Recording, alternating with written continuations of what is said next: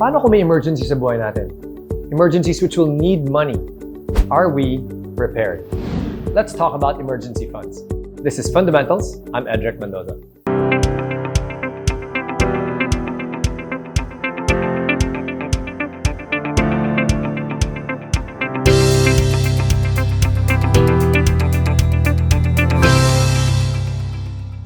As we know, there's an expression that says an ounce of prevention is better than a pound of cure.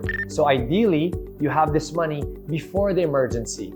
Pero kung ngayon, you're experiencing an emergency already, I encourage you to go back to the last conversation we had at Fundamentals and look at how can I boost my income and possibly reduce my expenses so I have more cash now that you might need for your emergency. In the meantime, is it too late to start an emergency fund? No. If there's any time in the world where we realize it's important to have emergency funds, it would be now that the world is going to an emergency. The emergency funds are easily accessible cash that you can get quickly and you can use instantly for emergencies. For example, if you have a bank account, an ATM account, that is something you can access quickly, that will be a good place to put an emergency fund. And an emergency fund, when you put it into a bank account like that, must be in accounts that are obviously easily accessible. Do not lock them into time deposits or any other funds that might need special clearances. Kasi po, if you do it that way, you won't be able to get the cash instantly. Remember, the goal is to have this cash easily accessible, instantly available, so you can use that to pay for whatever the emergencies are. How big should my emergency fund be? As a general rule, you want to have 3 to 6 months of your expenses in an emergency fund.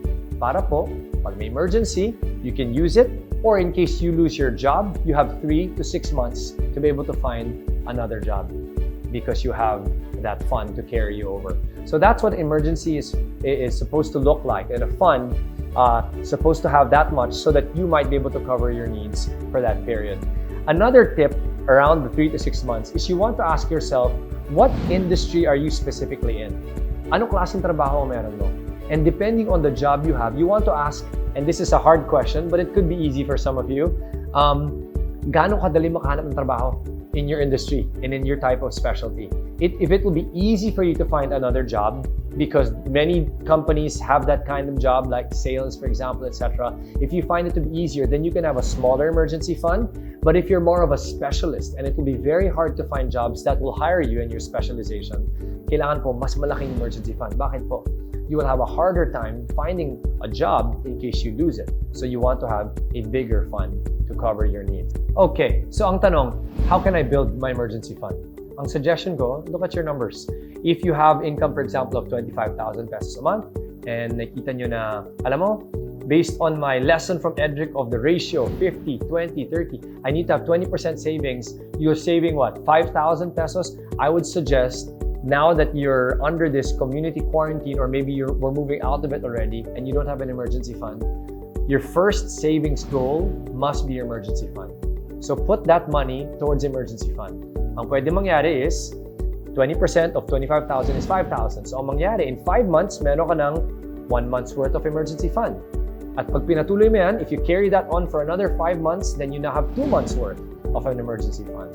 If you're saying, wow, ang tagal naman bago ko ma-obtain yung kailangan ko emergency fund, no problem. You can find ways, just like what I shared earlier, to cut other areas so that you might have more cash to build your emergency fund faster. But my suggestion is, even before you go into savings and investings and all of those other things, if you do not have an emergency fund, especially because sa nangyayari sa mundo ngayon, you need to build an emergency fund first. That's one way to get started. Tulad po ng sinabi natin sa simula, an ounce of prevention is better than a pound of cure.